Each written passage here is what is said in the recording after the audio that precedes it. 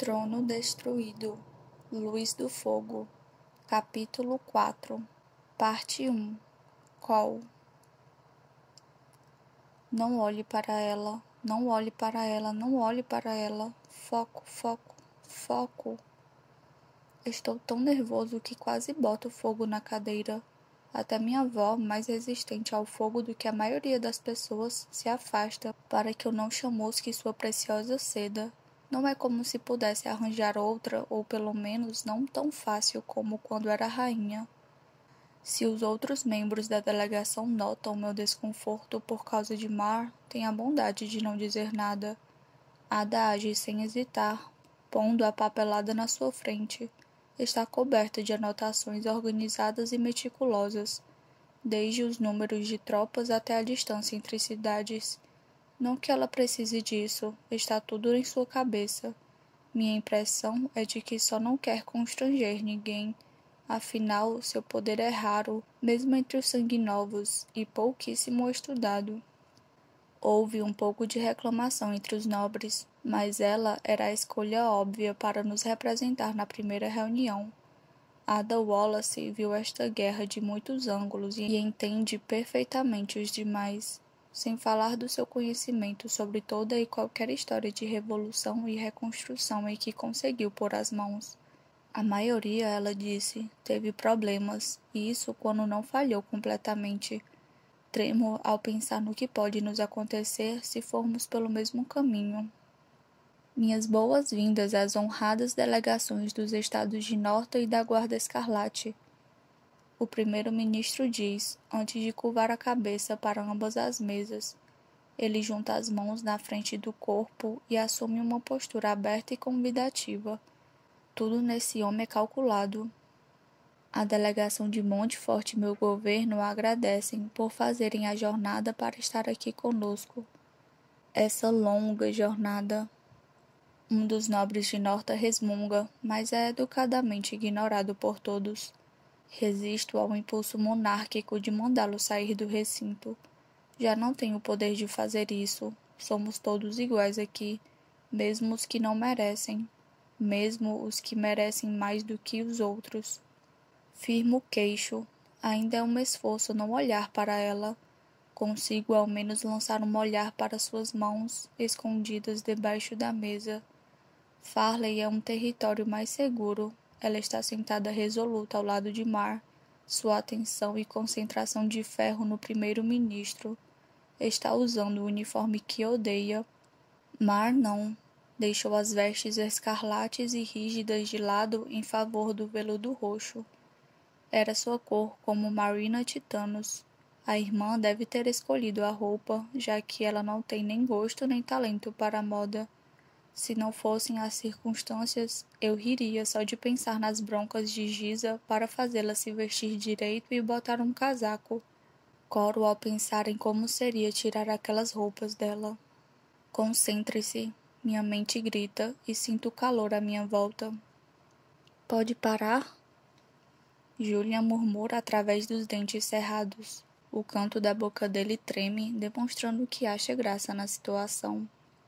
Desculpe, murmuro de volta. Uma general do comando da Guarda Escarlate fala em nome de sua delegação em resposta a Davidson. Claro, primeiro-ministro. Ela diz com a voz arrastada. Reconheço a General Cisne. A Guarda Escarlate insiste em usar codinomes mesmo agora. E somos gratos ao seu país por nos receber. Não que houvesse outra opção, penso. A Guarda Escarlate possui um território, mas não um governo central próprio, e os estados de Norte ainda estão em reconstrução. E sediar reuniões sobre a democracia no antigo palácio de um rei pode passar a mensagem errada, de que só se trocou um rei por outro. A delegação dos estados de Norte também. Ada diz de queixo erguido para o primeiro-ministro. Tio Julian se inclina para a frente ao lado dela e se dirige a todos. Estamos felizes por estar aqui e ver pessoalmente o que um antigo reino prateado pode vir a ser. Minha avó não tem muita paciência com a troca de elogios. Ela torce os lábios, mas segura a língua. Não posso dizer que discordo dela. Deveríamos partir logo para os negócios em vez de ficar jogando confetes uns nos outros. O primeiro-ministro Davidson continua em ritmo glacial. Aponta para os papéis à sua frente, que também estão em todas as outras mesas. Todos devem ter uma cópia da pauta, como concordamos nos comunicados prévios. Quase faço cara de tédio. Quem poderia esquecer dos comunicados prévios? Um vai e volta praticamente inútil entre os membros da aliança a respeito de ninharias. Houve discussão sobre tudo, desde a duração até a disposição dos assentos. De fato, o único ponto em que todos concordaram foi a necessidade de sintetizar os avanços ocorridos em cada delegação. E mesmo com isso, a Guarda Escarlate não se mostrou muito animada. Eles escondem o jogo demais para o meu gosto, embora não possa culpá-los. Sei o que é a traição de prateados, mas a falta de transparência deles só deixa tudo ainda mais complicado. A delegação da Guarda Escarlate gostaria de começar? Davidson sugere, estendendo a mão para a mesa deles. Seus lábios se curvam num sorriso inescrutável. O que podem dizer sobre seu progresso no leste? Farley se inclina para a frente, o rosto tenso. Está incomodada também. Houve avanços, ela diz, falando pela guarda. Os outros generais apenas olham, satisfeitos. O restante de nós fica na expectativa de uma explicação, mas Farley volta a se recostar na cadeira com a boca bem fechada. Ao lado dela, Mar morde o lábio, lutando para não rir. Meus dentes rangem. Farley. Davidson apenas pisca, inabalado. Poderia dizer mais, general? Ela não deixa passar um segundo. Não em um fórum aberto.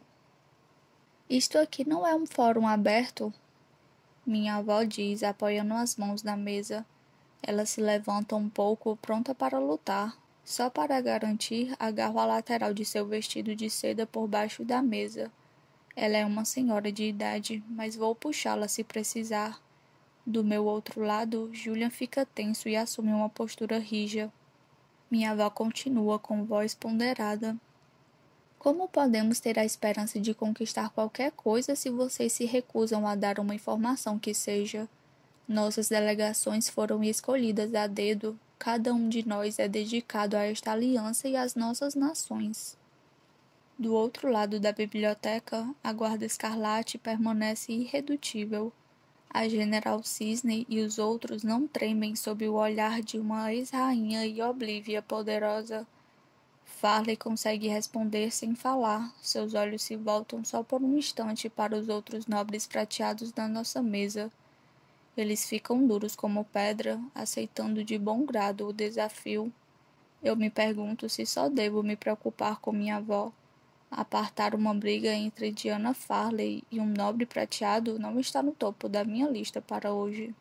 A mensagem de Farley é clara como um diamante. Ela desconfia dos prateados da nossa delegação, dos nobres que a teriam executado meses antes se tivessem a chance.